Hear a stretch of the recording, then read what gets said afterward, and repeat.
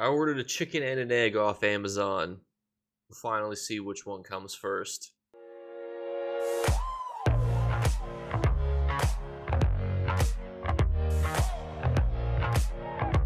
What's going on, YouTube? We're inside the Hollow City, inside of Cold Harbor, to go over our first of two weekly vendors. We go over our furnishing vendor here first, and we are continuing with the orc theme, although not as good as last week. Oh, this one's a bear versus a mammoth. And I will honestly say some of these items here are absolute bangers. If you have watched the series long enough, you know which ones those are. It's based on what I've showed you so far. The answers are this Orsinium, well, great, pretty good. Housing items, furnishing items are always great when they can be very universal in what they want to do. Having a well that you can put in the majority of your houses is just pretty cool. But the building piece of this gazebo for only 20,000 gold, which is chump change, for a lot of furnishing people is going to be pretty good. These totems and these flags don't really impress me, but I do have a special place in my heart for the mammoth. Next up, we are inside of Cyrodiil to go over our second golden vendor. This one's going to have our really good jewelry and our monster sets. Well, we hope it's at least going to be really good. We start off with Shadow Dancer. After leaving Sneaker Invisibility, you dodge all incoming attacks in the next 1 second. This can occur every 8 seconds. This is one of those sets that people have used, but I don't think is very effective. What I mean by that is I've seen a lot of people try to get really good at utilizing this set because basically you get caught out of stealth, you have free immunity for a second. You can use that time period to either get away, create distance, and do all sorts of different things that can be really annoying in PvP, such as just not getting hit. It's okay. I don't think it really serves a purpose to where I would suggest that you buy this set, but it is interesting to know that people are experimenting with it. Savage Werewolf is, as it sounds, a okay light attack build, and really one of the main light attack builds is being a werewolf.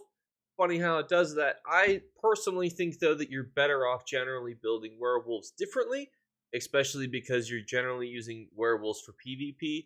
You certainly could use them versus the environment, but there's just easier things to do at that point. And when you have sets that really go well with werewolves, you've got really strong mythics like the Oaken Soul Ring or the Werewolf Necklace. And because of that, I don't think that you're going to slide in a set like this because you're really going to want to min-max those buffs that you can get with those two different options. So for me, this doesn't make the cut. Sithis is a bit of a funny set because I could actually see a lot of people using this set for overland resource farming.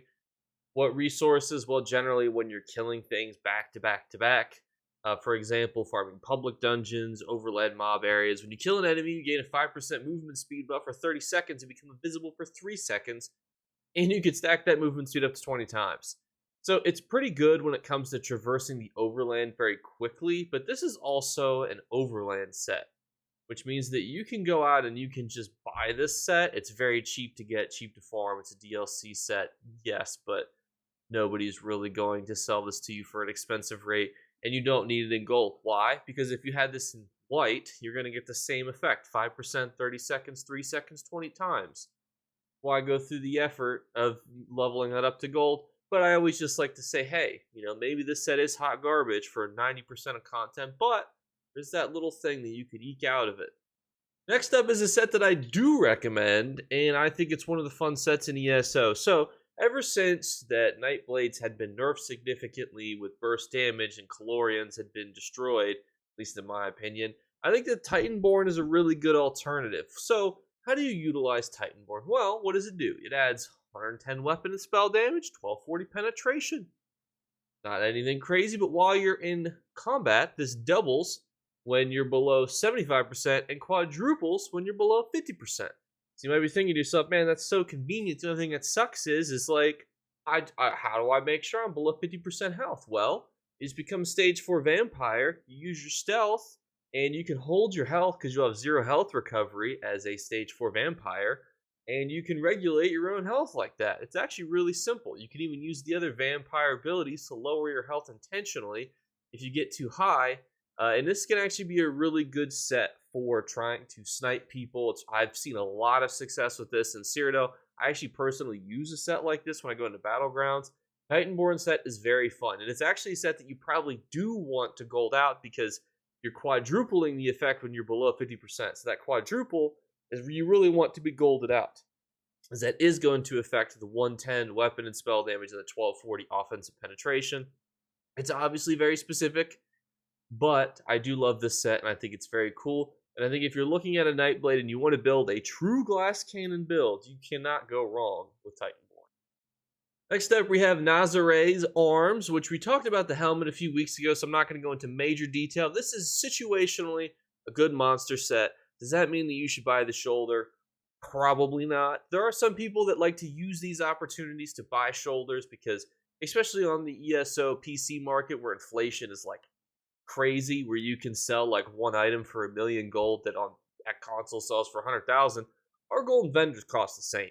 And if you're a PC player watching these videos, more often than not, I would just buy the monster set just to have it. Not even necessarily because it's good now. It'll probably just become good later.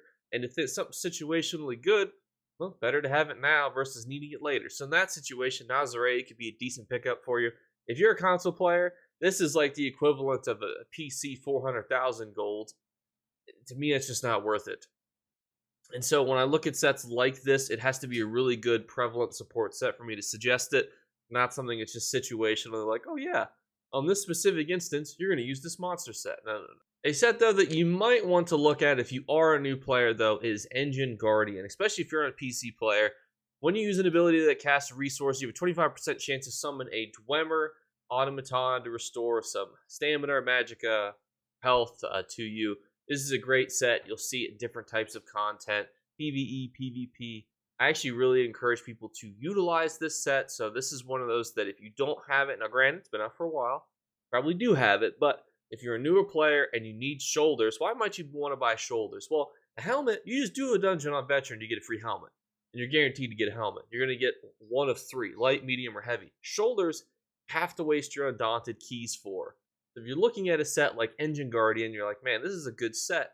You could go out, buy this shoulder right now, and then wham, bam, thank you, man. Just go out, complete the dungeon that goes along with it, and then you've got a full completed monster set that you can use for different types of content, which, when I was starting out on ESO, was pretty annoying because there was no real guarantee that you were going to get the monster sets that you needed when you were trying to do different types of content. So a lot of times, a lot of endgame players look at sets like these and go, but we have to remember that there are people out there who have one half of a monster set that's the wrong, they have light, they need medium, they've got a helmet that, they can't get a shoulder to. There's a lot of situations like that because I've been there myself pretty recently.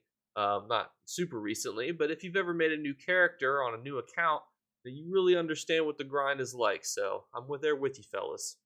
But I just want to thank everybody again for watching. You guys are fantabulous. I always enjoy spending my Fridays with you. What we will be doing this weekend is, I'm not sure which day it will be, but it will be a video on all the banned topics that either I don't talk about, refuse to talk about, feel like I can't talk about, which is weird because then why make it into a video?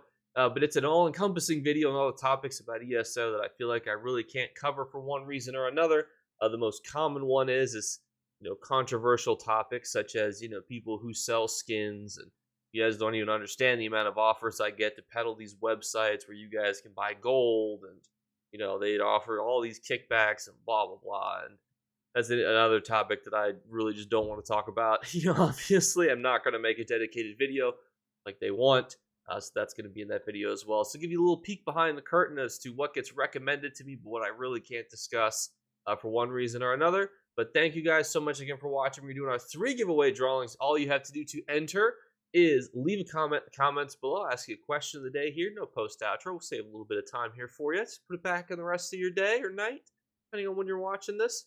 Second thing is just be subscribed. We're on the road to 20,000 subscribers. We are so close to hitting it. We can hit it this month. We can hit it next month. If you're watching this, you really could be the difference. And the third thing is a random gift card code be flashed upon the screen during one of my videos. If you're the first person to notice that code and enter it in Amazon, you will win. Thank you guys so much again. For this question, what is the ESO event or upcoming thing that you're excited for the most? For me, it's the 10-year anniversary in Norway, because I'll actually be able to get to attend in person. So for me, that's what excites me the most. But we're on a whole bunch of ESO events coming up. Notably, the Jester's event is coming up next. Very curious to see what they do in their next month calendar login rewards. So many cool, exciting things to look forward to. Let me know what excites you the most, and I'll catch you later. Bye, guys. You better remember to like and subscribe to Jake Clips. Or you should. I might have to pluck your eyes if you don't. Or, better yet, I'll skip rope with your entrails. Do it now. Subscribe. Ta-ta. Off with you.